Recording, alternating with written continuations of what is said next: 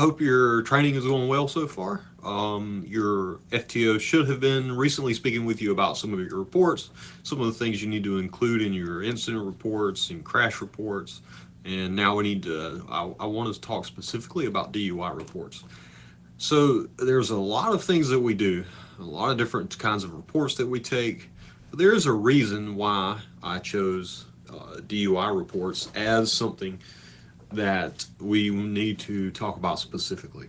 DUI cases is something that is very close to my heart, and I hope, at least in the sense that you want to protect your families and protect people on the roadways, that it'll be close to your heart as well. Now, when it comes to reporting, a DUI report will be one of the most detailed reports that you will ever write if you do it correctly. I won't make it overly complicated for now. I'm just going to give you some of the basics that you need to include in your DUI reports.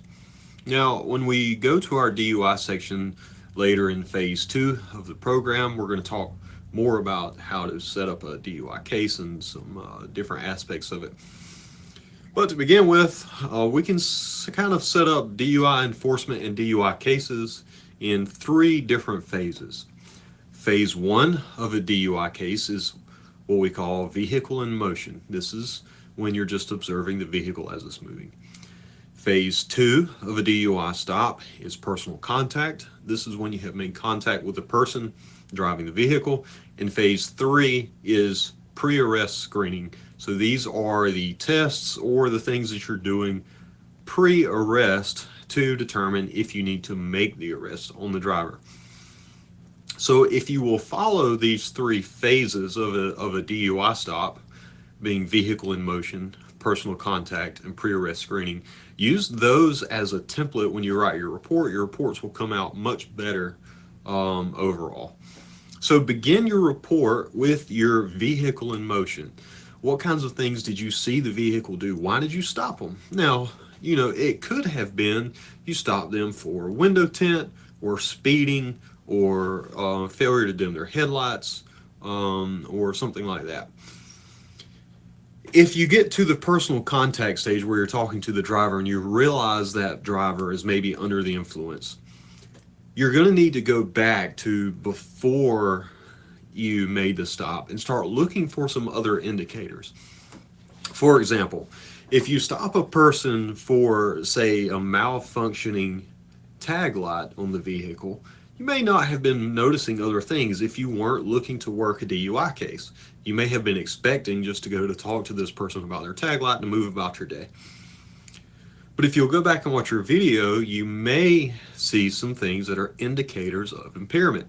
This can be something like a failure to maintain lane. This can be weaving inside of the lane, which is a great indicator of impairment, even if they're not crossing over the center line or crossing over the fog line, just weaving inside of those lines can be a good indicator of impairment for a DUI driver.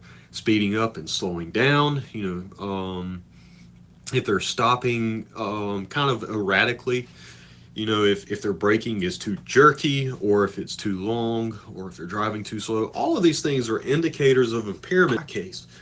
So again, use your template kind of in this way. Start with vehicle in motion, and if you need to, go back and watch your video and document any of that stuff. Document any of the things that you see that can support your case for driving DUI. So those are some of those. Then you need to move into personal contact. Hopefully after you've made your first contact with the driver, you'll start to pick up some of these things pretty quickly. But you can look for an odor of an alcoholic beverage. Now, I say alcoholic beverage. Don't just list that you smell the odor of alcohol. Okay, alcohol is odorless, and DUIs are one of the most litigated cases in our court system. So you just want to document that it was an odor of a beverage and not just the alcohol itself. Document any slurred speech that you see. Document any bloodshot, watery eyes, profuse sweating. Document you a credit card instead of a driver's license. Any adverse actions or any actions that you can attribute to the person that may be caused by them being under the influence of some substance, you want to document during this phase of the personal contact. Moving on from there, you get to your pre-arrest screening phase. This is where you are performing any tests to determine if you have probable cause to take them to jail. Now, there are some case laws that do say that just bloodshot, watery eyes and a speech is probable cause for an arrest. However, if this case goes to trial, just based on those two circumstances, you may not have enough evidence to convince the judge or jury. So you're going to want some pre-arrest screening tests. This will be some things like field sobriety, checking for horizontal or vertical gaze nystagmus, your one-leg stand, and your walk and turn. Now, if you have not been trained on standardized field sobriety tests, obviously you're not going to be able to perform those or to include those in your report.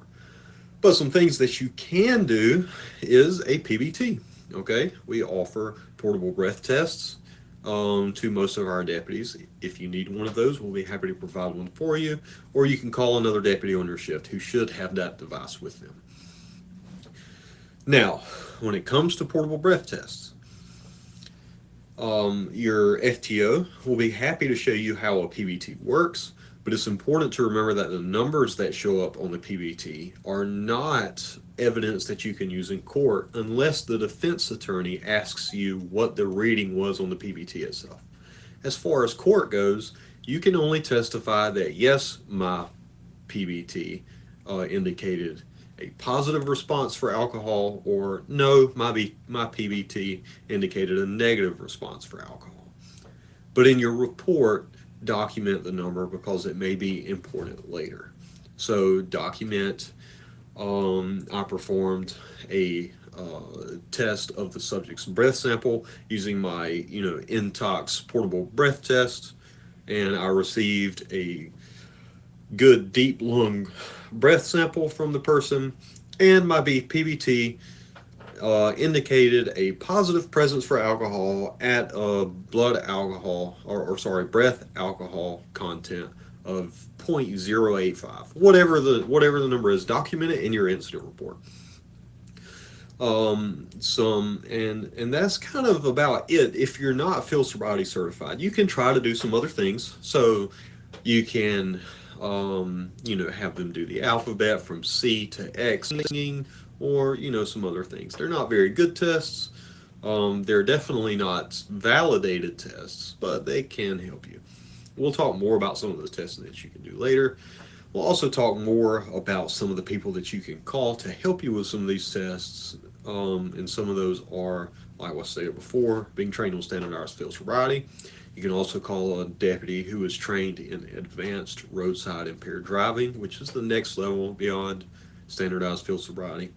Or you can call a DRE, which is a drug recognition expert, which is the level beyond that typically deals in drug impaired driving. But moving on from there, the people that you can call, like I said, if you will just begin with your vehicle in motion, then move on to your personal contact, then move on to your pre-arrest screening, you'll have a good template for a good report. Also, it's important to remember that you can also include things that happens inside of your patrol vehicle. Just remember, if you're asking, they need to be Mirandized. However, if you're not asking them questions and they're just saying things, you can document it as what we call a spontaneous utterance, and it can be used in court. So if they're being real chatty, or if they're saying things in your vehicle, that will be evidence for you. You're welcome to use that. If you get them out of your car in our sally port, or you're walking them inside of the jail and they're stumbling, you can document those sorts of things. As far as testing, we have moved more towards using blood tests instead of our breath tests on the Intox 9000. If you want to call an Intox 9000 operator, you're welcome to do that. Most deputies are going to recommend that you just get a blood test due to some other case laws such as Williams v. State, and a few others which we'll talk about later. But document that you took them wherever you took them. Typically it's going to be Fairview Park Hospital for a blood test. You need to document that you had read them implied consent, which we'll talk about in our DUI cases. When you read it to them, and that you took them to the hospital after they agreed to their blood alcohol test. Document which nurse drew the blood. Document the time that they drew the blood. The more you can put into these reports, the better. And we will dive a little bit deeper, like I said, when we get into phase two for our DUI investigation stops. But if you have any questions between now and then on how to work a DUI case or how to complete a DUI report, feel free to reach out to me or your FTO, and we'll be happy to help you. Okay, so good hunting, and until next time.